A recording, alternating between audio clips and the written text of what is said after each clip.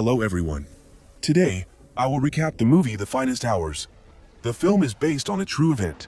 On February 18, 1952, a sudden natural disaster struck the eastern seaboard of the United States, causing a large oil tanker to split in two and threatening the lives of everyone on board. Although only half of the ship and 30 crew members remained, they fought bravely as water continuously poured in through the crack. What will be their fate? Please follow today's recap. In November 1951, in Massachusetts, United States, Bernie Webber worked in the Coast Guard. Although he was a bit shy, he adhered to his ideals and lived a simple life. He was eagerly awaiting a meeting with his girlfriend, Miriam, that night. To ease his anxiety, he went out with a friend. They planned a double date. Although he was a little disappointed that Miriam was not as he had expected, he quickly found himself attracted to another girl. Coincidentally, it was also Miriam, a beautiful, elegant, and lovely woman. The four of them soon gathered at the pub. Miriam and Bertie were chatting to get to know each other, when Gus suggested they go boating out to sea together. However, Miriam felt a bit nervous about going out to sea at night. Hearing this, Bernie decided to borrow a larger boat to make Miriam feel more secure. He found an acquaintance and told him about his plan. Upon learning that Bertie wanted to make Miriam happy, the man agreed to lend him the boat. In return, Miriam happily gave Bernie a kiss. Bernie and Miriam dated for a few months. During a romantic dance, Bernie gently taught Miriam each step. Miriam felt very happy leaning on his shoulder and decided to propose. However, Bernie disappointed her by refusing her proposal. Upset, Miriam immediately left the party and walked out into the snowy night. Bernie chased after her and tried to convince her to return inside because it was very cold outside. Miriam felt angry and asked Bernie if he really didn't want to marry her. Bernie explained that a big storm was approaching, and his job might not allow him to return home. He didn't want to hurt anyone. Miriam then asked him if he was afraid of the sea or of marriage.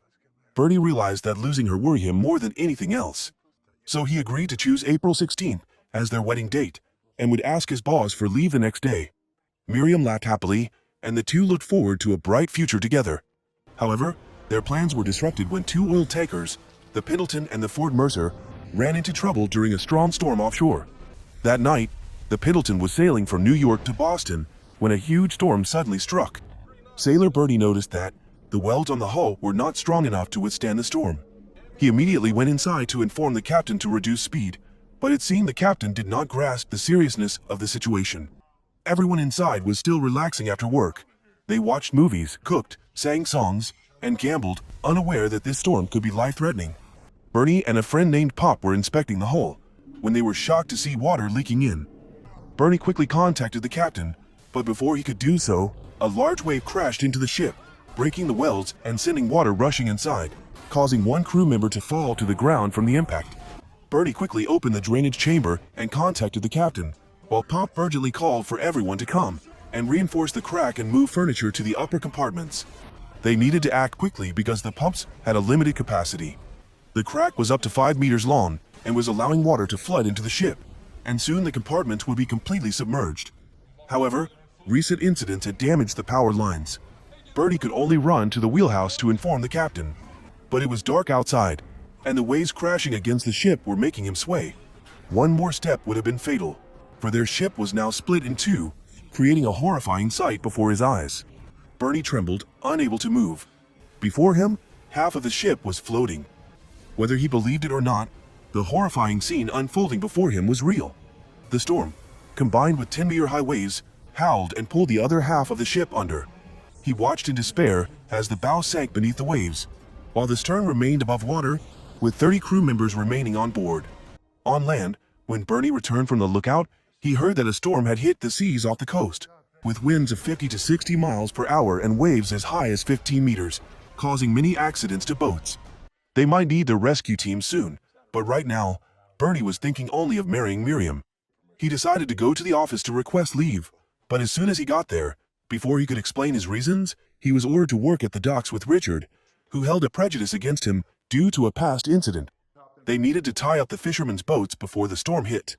Meanwhile, on the Pendleton, the crew was meeting to discuss how to escape the dangerous situation, as the captain was missing from the bow.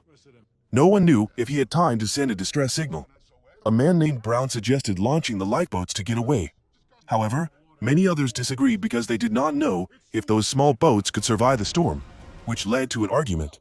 Pop could only ask Sibbert to resolve the situation, as he was the most knowledgeable person about the ship.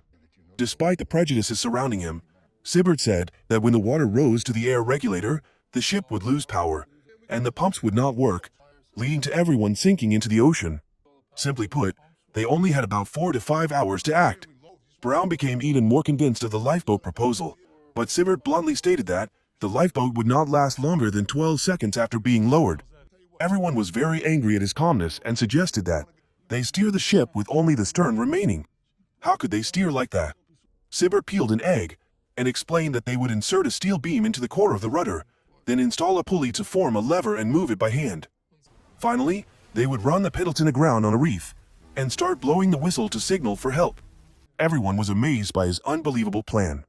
At this time, the technician announced that the radio connection had been established, and they heard about another ship that was in the same trouble. This made everyone more worried. If all the rescue teams were on their way, who would save their ship? Meanwhile, Pop and a group were helping Sibbert steer the stern half of the ship. They had a hard time inserting the steel bar into the correct position on the rudder. However, the situation became more complicated than they had anticipated. Brown had encouraged some people to go up to the deck to leave by lifeboat. When he heard this news, Sibbert did not say much but picked up a hammer and cut the rope, causing the boat to fall into the water. Brown got angry and attacked Sibbert, but everyone quickly intervened to stop him. At the same time, the lifeboat was hit by a strong wave, causing it to break into many pieces. At this point, everyone could only do as Sibbert suggested. Some people stood on the deck to observe the direction, while another group was arranged along the corridor to inform Sibbert below. They quickly discovered a nearby reef. Sibbert steers the ship based on the navigator's directions. They were facing death as the water in the hold kept rising, and the reef ahead was the group's chance of survival. However, a huge wave hit the ship again. Seawater rushed in, washing everything away and breaking the rope holding the oars. An iron bar struck the side of the ship, creating a large hole. Sibbert lost control. He could only try to slow down before the ship passed the reef. Meanwhile, he discovered that the chains were stronger than the ropes. On land, a man returning home saw a large ship in the distance with a siren. He immediately drove to where Bernie's group was tying up the fishing boat. At first, they were suspicious because the boat was far from the shore and quite dim. However, after hearing the opinions of the people, Bernie decided to return to inform the boss, Clough.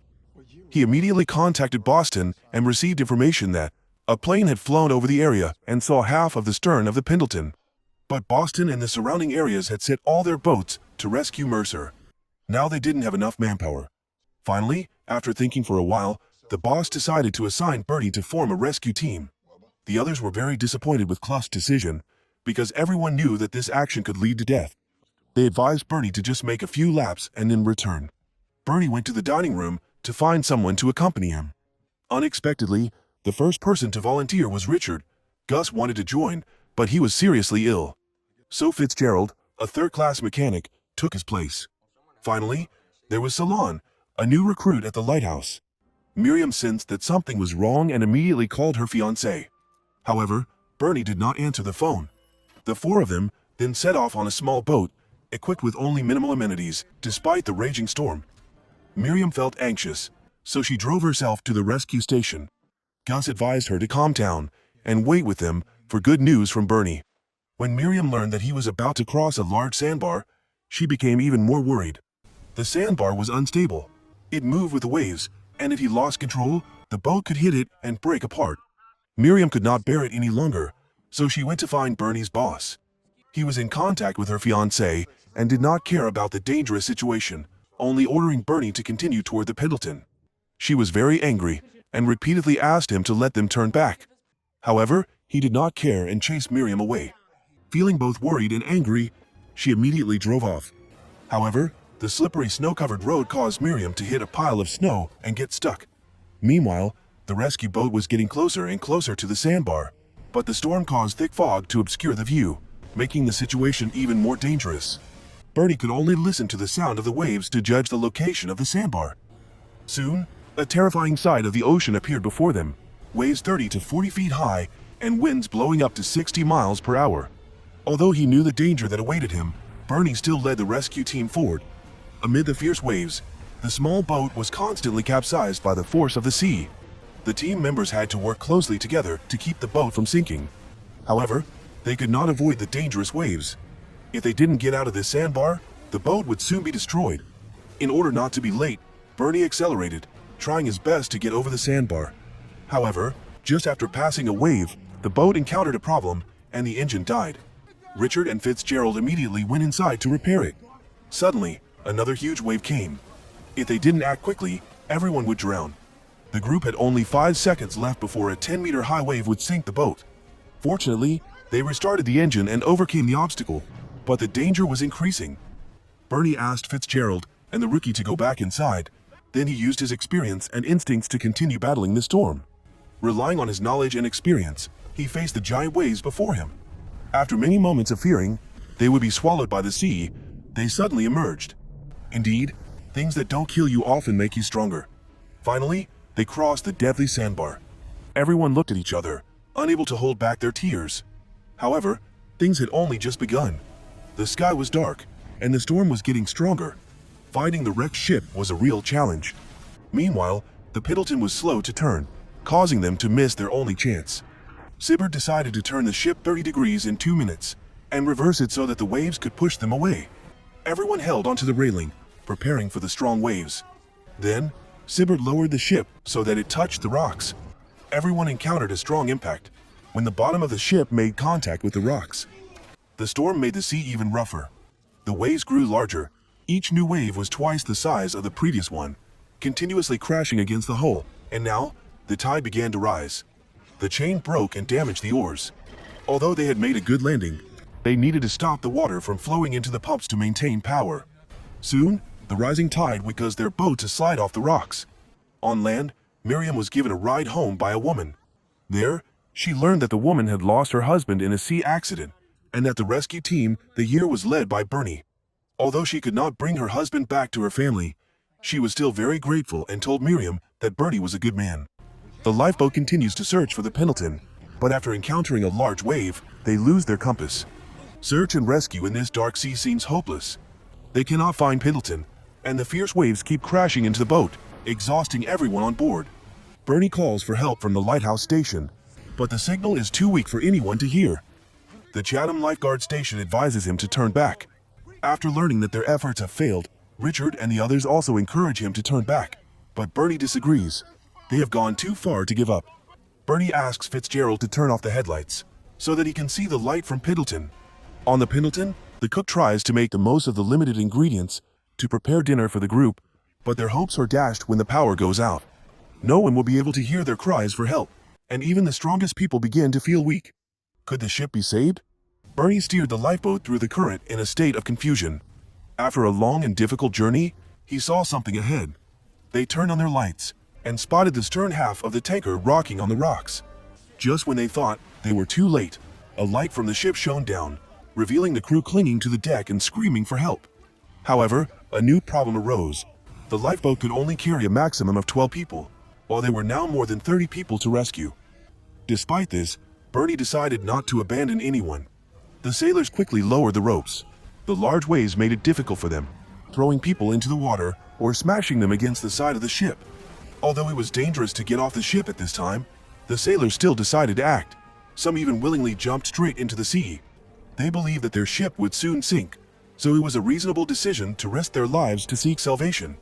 Sibbert saw a young sailor who was afraid to go down, so he and the cook comforted him. The cook decided to go first to reassure him, but unfortunately, the ship began to tilt, and the cook was thrown into the sea, struck by the propeller. Sibbert continued to comfort the young sailor, and everyone on the rescue ship also helped him, but at that moment, the ship was crowded. Richard wanted to leave immediately and return later, but Bernie knew that the trapped people could not wait. He risked his life to save everyone on board. When Sibbert finally made it to the lifeboat, half of the Pendleton had already begun to sink. In the end, they rescued 32 crew members from the tanker, bringing hope to the desperate people. The lifeguard station was shocked when they received Bernie's call, unable to believe the miracle that had just occurred. However, they now faced a new challenge, as the way back was still unknown since they no longer had a compass. Everyone placed their hopes in the captain because of Bernie's promise that everyone had tried so hard, and he would take them home. They did not know that, The light serving as a guide on land had been extinguished due to the storm, causing the entire town to lose power. The rescue team and the survivors experienced terrifying moments drifting at sea. When Bernie felt exhausted and hopeless, he suddenly saw a light in the distance. The townspeople gathered at the port to await the return of the rescue ship. Miriam looked at the dark sea, which she had always feared, and turned on her car lights. The others followed suit, turning on their car lights at the same time. The light from their cars helped the lost individuals find their way home. When the rescue ship and the 32 survivors appeared, they returned to the pride of their families and the entire town. Cluck did not come to pick them up, but he breathed a sigh of relief when he heard the news that they were safe. The image of the survivors hugging each other in tears as they were brought ashore left a deep impression on everyone, highlighting their bravery, humanity, sacrifice, and determination to overcome difficulties. Bernie remained alone on the ship, his hand shaking. Miriam hugged him happily. They left and discussed their upcoming wedding. This film is based on a real historical event, the rescue on February 18, 1992, which is considered the greatest rescue mission. Mr. and Mrs. Bernie and Miriam lived happily together for 58 years, until he passed away in 2009 at the age of 81. The film ends here. Kindness is something you give without expecting anything in return.